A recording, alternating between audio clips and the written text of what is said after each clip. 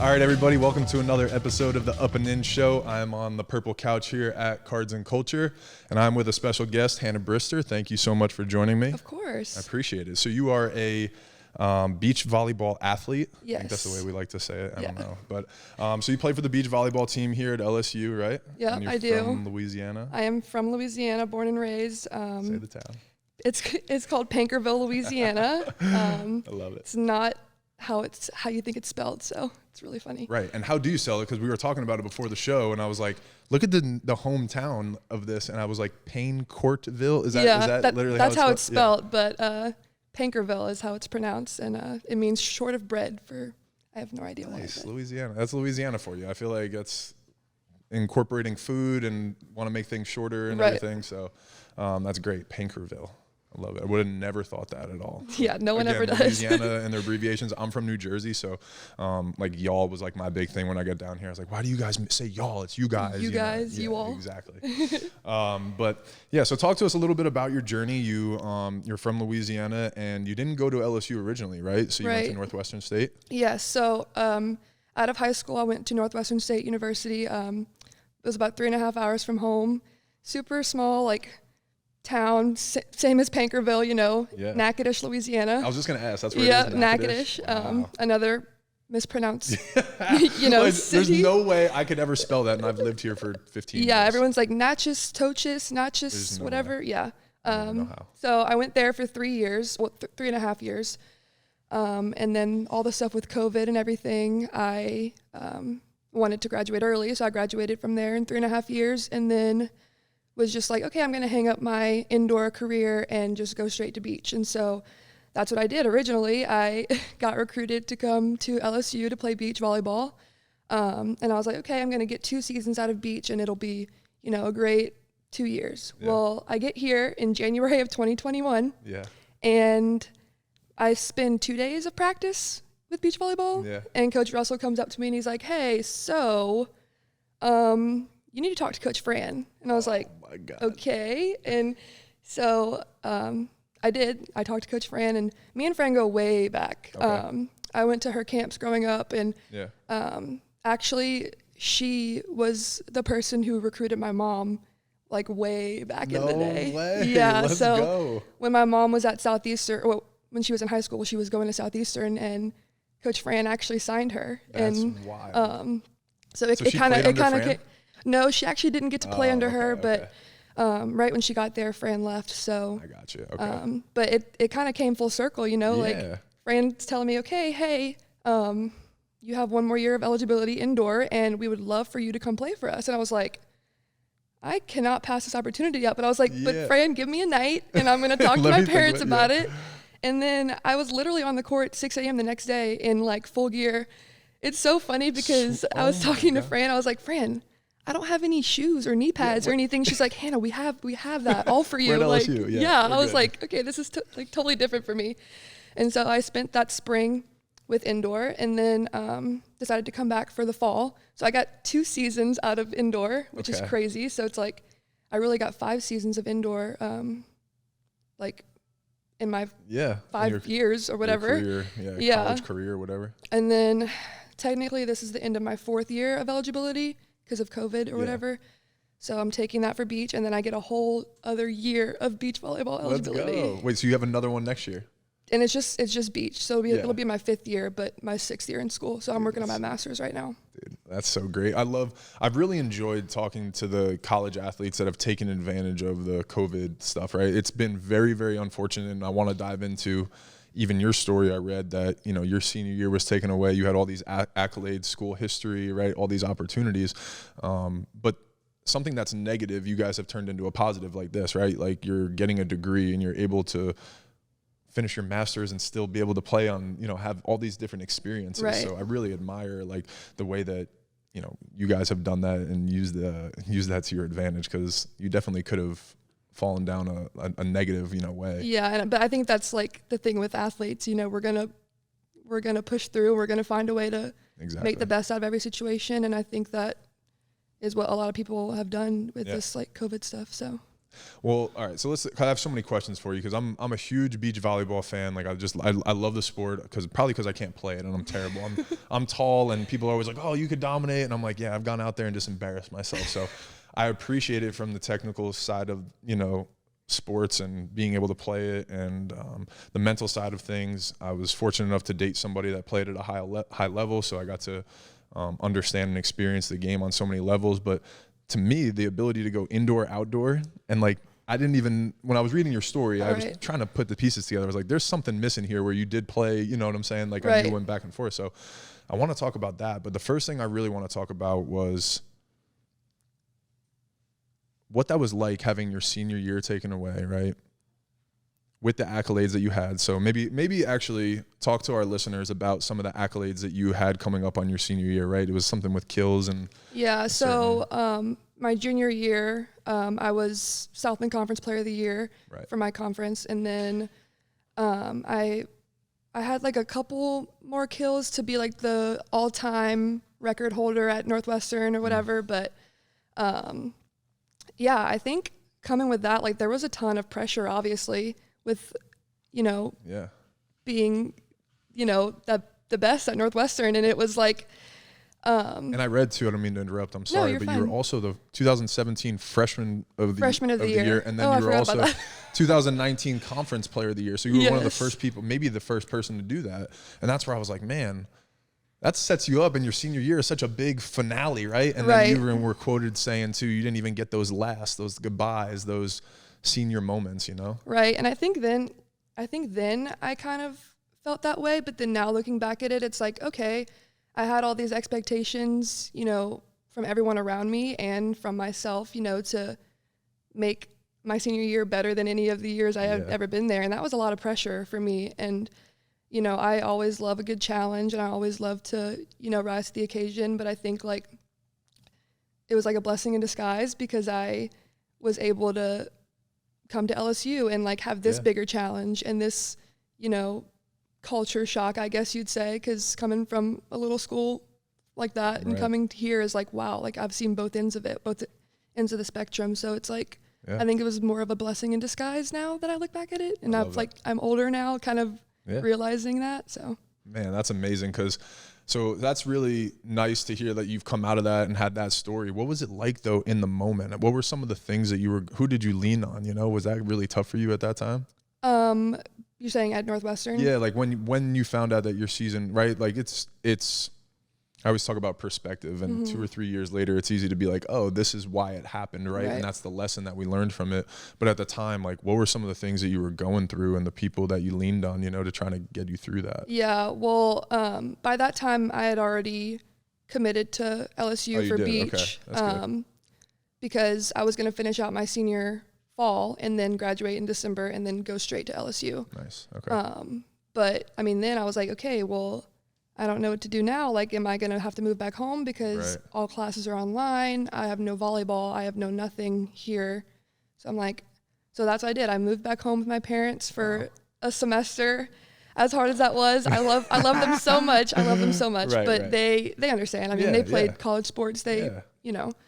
But that's what I did. And so I actually worked, and I was helping out with an old high school coach with like volleyball lessons and stuff like that, which like as hard as that was with COVID, like we kind of made it work. But that's what I did. But I feel like at that moment I had like obviously my senior, teammates that were kind of going through the same thing, but sort of not because they were going to stay for their senior year. But I mean, kind of then everyone's world just like turned upside down for, that one moment. We were like, what are we going to do? But I think it was even harder because like we knew that other conferences were still playing, but they just canceled our season. They just was like, no, like you're done. And so it was just a bunch of like questions like why, like I was even like questioning if I should try to stay, if I should try to do, but man, that's got to be so tough. And you guys are so young too, right? You're 20 something years old, 19, 20. these are life decisions that are staying with you, and we've never had a situation like that, right? We've never had a global pandemic to be like, oh, when the last time when this happened, we just do this. You know? There were no answers at that point. Exactly. But I think it was kind of cool to like have other people like you're like, okay, well, I'm not the only person going through this. So, but with that being said, like I had to like, you know, basically uproot my whole life from Northwestern. It's like I've been there for 3.5 years, and so I was like, okay, time to just next chapter. Okay. Yep. The things that we go through as athletes, I say I don't play anymore, but when I did play, right, it's crazy to me like how we take things for granted so much in resiliency and adversity and the things that we face every day, and we're just like, this is just life. This is all it is. So now we're just bouncing back and we just navigate. And so that's why I appreciate and like having these high level conversations with people that have gone through the adversity, have gone through the shit, you know what I'm saying, have come out the other side and had a good experience. So athletes are tremendous in that sense. So talk to me a little bit about the LSU experience. You said that you coming from a small school, things like that, you know, with NIL and all these different things. Has that been the biggest difference, is just being like culture shock? Oh my God, we're in a huge university now. I mean, yeah, I guess. And, you know, I mean, even the level of play, obviously, you know, coming from Northwestern, like getting all those accolades and stuff, you know, coming here, I wasn't the best, and that was okay for me, you know, like that's interesting. I, you know, came here and I had to work my butt off to, you know, earn a spot and to, you know, make my way into the lineup and everything. But I think, like I said before, like that's my, like, I feed off of it is like, it's just the competition. Like I competing against my teammate, but I love you, but I'm coming for your spot, you know, like, but I think that was the biggest thing for sure. Was the level of competition, you know, like we were playing, you know, Alabama and A&M and Kentucky, like the national champions. I was like, okay, this is cool. And just a league play, like this is just a regular like weekend or whatever. Yeah. Yep. That's really cool. And then, I mean, obviously the facilities and stuff and what is, you know, offered to us as athletes here at LSU is way different from Northwestern, which I feel like now that I'm here and I've seen both sides of it, you know, I feel like I appreciate everything here that I have more. I love that. Because I've seen both sides and I know that, you know, lower end D1s don't get the same as higher D1 and even D2, D3, you know, like, and so I feel like it's definitely given me more of a sense of appreciation for what I have.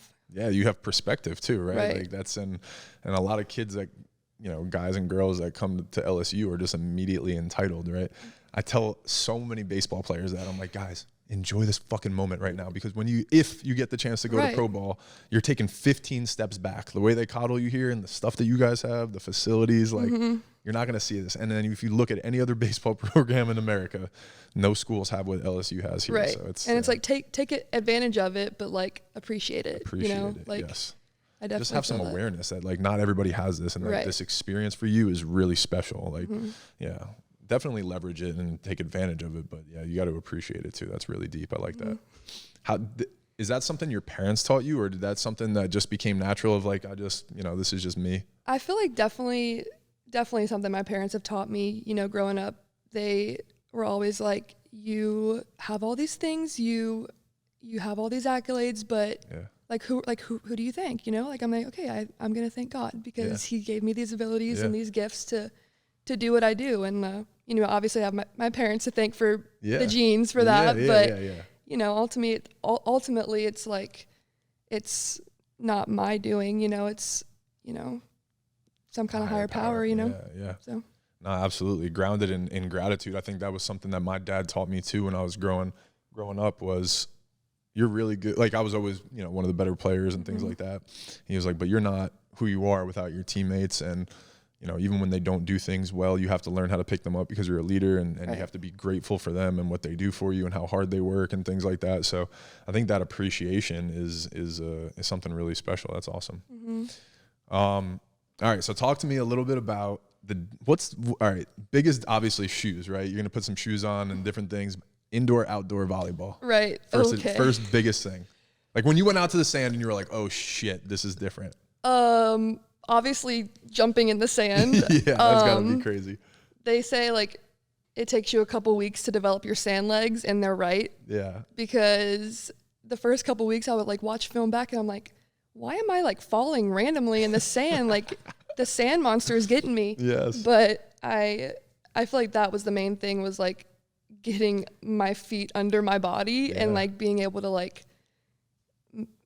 move with agility like that. Yeah.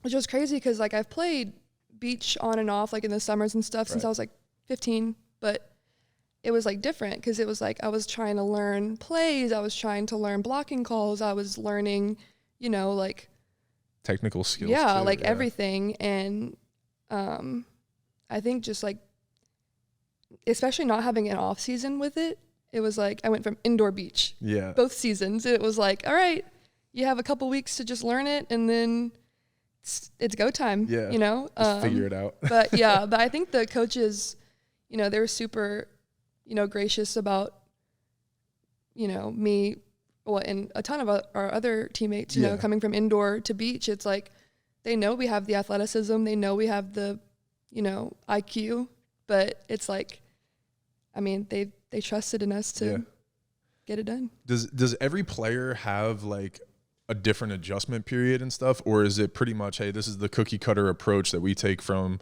you know, a girl coming from indoor onto the sand? I feel like it's definitely different for each player. I feel like, especially, you know, it could depend on height, you could depend on your position, you know.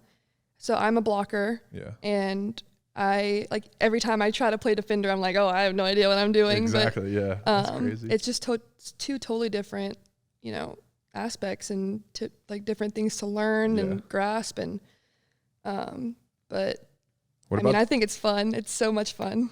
What about the adjustment from like, what is it? I'm gonna mess this up. Is it six indoor? Players? Nice. Yeah, 6 indoor to 2. Yeah, that's gotta be crazy. And the size of the courts are different too, right? Yeah, like, it's smaller for beach for doubles, but so. I kind of like it. Yeah, like because it's either me or you. You exactly, know, like it's us two against them two, and it's like being able to like form that relationship with your partner and like being able to like, okay, like I'm going block. Like I'm trusting you to get that ball behind me, you know? Like I think it's really cool and really fun again. Like no, absolutely. What do you think requires better athleticism? That's a good question. I feel like just being open to like more than just, oh, like I'm just a blocker and I just do this, but it's like, no, like you have to be open to pulling, you have to be open to hitting different shots and different in beach you're talking about? Yes, in beach. I would say that is probably the biggest thing. Indoor, when you play indoor, do you guys like rotate positions? Like do you guys go in a circle, or do you guys stay pretty much, hey, like I'm against the net on the left side? Yeah, you rotate, but there are some positions that are just like three rotation middles in the front row, or a libero who only plays back row. So stuff like that. That's pretty cool. What about strategy? Is it way different? Like, is it more team in the indoor, and then, well, for you guys for beach it's different because like with a team and like the university, right? Versus like if you go to AVP where it's just, you have literally just you and your team. Yeah, it is different because you know, like if I'm like, say I'm in like the threes or whatever, like my game, you know, is big because you have to win 3 out of the 5 games to win the series or whatever. So I feel like it's definitely different like that, but it's also cool to be able to go in the summer and play the AVPs and you're like, oh, okay, well, I'm just playing for, you know, me and my partner right now, you know, so. That's gotta be, so I'm just like sitting here thinking about it because like, so when I played baseball, right, is I went from LSU and it was all team, purple and gold to LSU first. Then you get into pro ball and it's kind of like the same thing as like, I'm competing with you, dude, but like we're teammates, we're wearing the same jersey, but like it's either you or me to go to the next level, you know, like type thing. So that's interesting. It's gotta be like a different dynamic too, like the way that you think about things and kind of organize. And I think the coaches, again, like really help with that, like setting the culture for LSU Beach Volleyball. Like we're really just, you know, intentional, like inclusive group. And I feel like we really just like hone in on, you know, what are our intentions for this season, and our intention is to out team people, you know, like we are so like are super super close with each other. You know, even though you have the non-travelers and the travelers. Yep. You know, I feel like we always find a way to stay connected. You know, no matter what. And I feel like that is kind of our definition of out teaming. I love that. I mean, Russell's done an incredible job building a program too. Like that's the thing is this is such a new program, and you guys are right, like one of the top.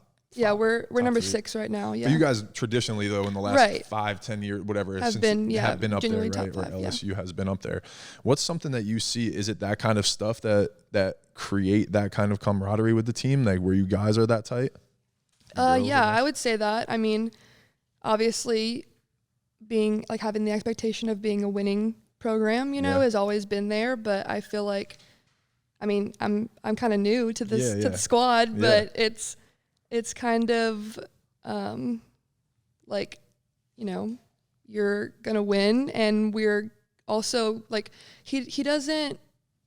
His main thing is, okay, we're gonna be a team, but we're gonna learn from our losses, obviously. Yeah. But the main thing is, you know, like I said, out teaming, and that's his culture, I guess. I love that. So yeah, no, I was just trying to, because like, right, if you come from a certain culture or a certain system and then you get put into this other one, I was wondering what like the first couple things are that you noticed, you know, like that kind of things, like, because if, you know, a program that's had the tradition that it's had the last couple of years and what he's done, I'm always curious about that from like a greatness standpoint, you know, like that's pretty cool to think about. And he's always coming up with like better ways to, you know, communicate with us or to, you know, make sure that we are staying together. Like we'll have these little activities or we do these mindfulness activities and stuff like that. So we'll like, that's kind of how we stay tight knit, I guess. Yeah, talk to me about that. I'm a weirdo. So like when you said mindfulness, I'm already like, I do meditation, mindfulness. So like what's he teaching you guys and how do you guys so actually before every practice, like this spring, we did this, it was this app called Neurofuel. Yeah. And it's volleyball specific. And so we would all lay out in the sand and you know, he would play it over the loud. Yeah. Every single day before practice. Let's go. And you know, it just kind of talks about like you'll have your individual mindfulness, like you think about, you know, you as an individual, like your level that you are when you play. So it's like if you're a level 10, it's like, okay, am I too much right now? Do I need to you know, do I need to bring it down to a 5 or am I like not enough for my team? Am I like a 1 or a 2? Right. You know, so it kind of that was kind of something that's stuck out to me during those mindfulness. But then you have your energetic mindfulness, like your game day mindfulness ones, and it's super like motivating and it gives you some motivational quotes and stuff like that. But nice, let's go. I love that shit.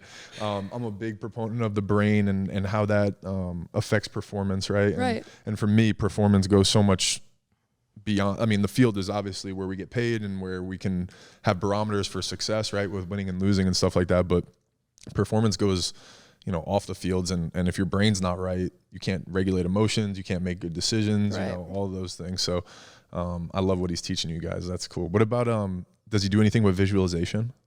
It kind of does that, you know, through the app. Through the app and stuff. Like he'll give us scenarios like you know, it's game point in the third set and you're serving, you know, like what are you, like how do you feel and what are you going to do, you know, if you miss the serve, you know, like just super in-depth scenarios, I guess, that gets you really thinking like, okay, like how do I feel in this situation and how will I react, you know, to my teammates? Am I going to be smiling? Am I going to be serious face? You know, like makes you think about everything. And the thing that I love about that, right, is, and this is, if I had a kid, a younger brother, anything, I have a nephew, I talked about visualization all the time, is the brain doesn't know the difference between an imagined event and an actual event. So if you can do visualization and you can feel what it's going to feel like to hit the ball perfectly on your hand, to have the best serve or the best contact or a block, right? And you can visualize exactly how your body's going to move, where your hands are going to go, what it's going to feel like when you get the ball off, then when it feels like to celebrate with your teammate, right? your body's going to naturally go into those places because your brain's going to feel like you've done it before already, right. you know, like, because you probably have done it before. Exactly. So that to me is like the biggest thing that I love that he's teaching you guys, right? And just putting yourself in those situations, being prepared for them. So when they come in reality, you guys, you know, you've built all the skill sets up ready to roll. Right. I love it. So you guys are heading to nationals right now, right? You yes. getting ready to? Yes, we are ready. Number 6 in the country? Yes, we play on Wednesday, and we play Cal Berkeley. So that's our first round. Oh, wow. Let's go. Wait, like this Wednesday, like 2 days from now? Yeah. Oh, shit.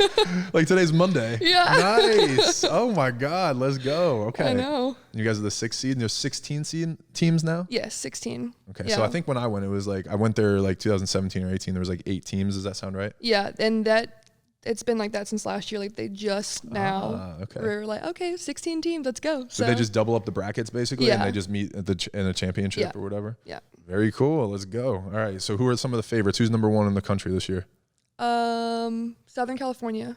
They're always up there. I feel like USC, UCLA, right? UCLA is up there. FSU, TCU, actually. TCU, really? Yeah. Mm-hmm.